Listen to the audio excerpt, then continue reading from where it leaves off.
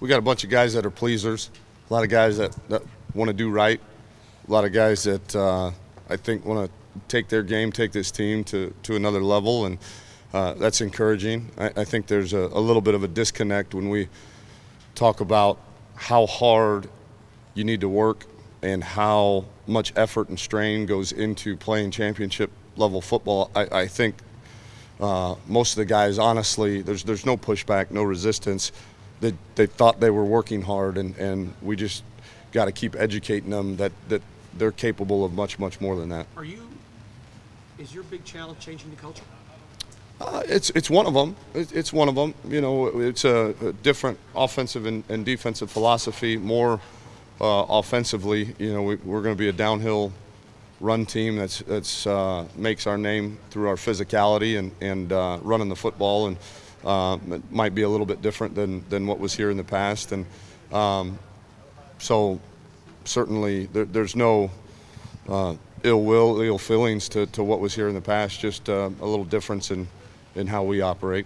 So what is it like for you now that you're out there, physically out there, it's your team? It's your name, it's your Yeah, thing. it's pretty cool. But it does, I try to take a step back. I had an unbelievable coaching staff that is really good at what they do. And so I try to not meddle as much as I would want to. I get itching to get out there and coach. My fun comes the first 10 minutes of practice when I get to coach the punt team and kind of get hands-on and coach technique and all that stuff. So, but my job as I walk around and take notes is just to make sure that we're operating the most efficiently and that the culture stays where it needs to be, that we don't let anything slide. So it's been pretty cool, pretty surreal a little bit. You know, I called Coach Meyer and I said, "What am I supposed to do the 2 hours during practice?" I mean, you know, I'm just used to having my own group and, you know, the quarterbacks, and then you go to the offense and you're kind of the head coach of the offense, and you know, I got to take a step back and kind of survey everybody. What did Herman say to you? That is, take a step back, survey everything, don't meddle too much, and make sure that that the culture stays consistent. Is that hard to know? Do you have to delegate? Is it hard to delegate when you're first getting going because it's your team and you want your stamp on everything? Not when you hire people you trust.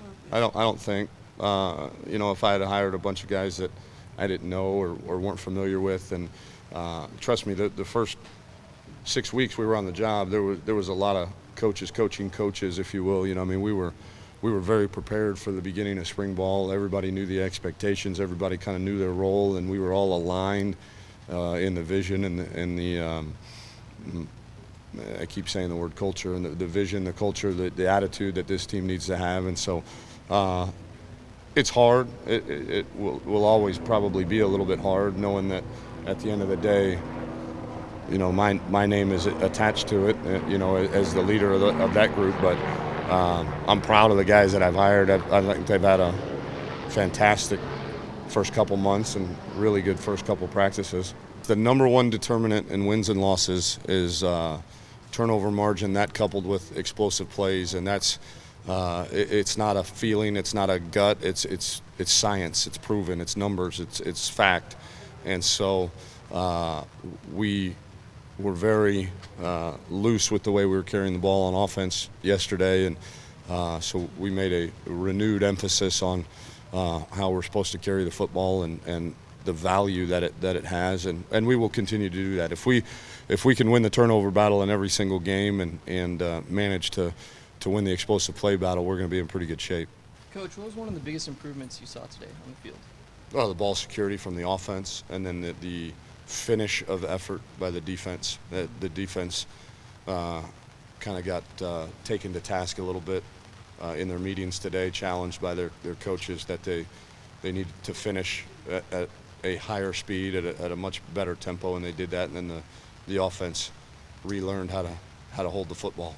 Well, I think the run game, if we're going to do what we want to do, running the football, you got to have a tight end, and you got to have a tight end that's versatile, one that can put his hand down and block people on the line of scrimmage, as well as pick his hand up, move around, kind of whatever people are calling H-backs or U-backs or whatever nowadays. And so You know, we're going to try to find them. If they're not one of the best 11, though, we're not going to, again, stick a square peg in a round hole. They got to be one of the best 11 to earn their spot on the field.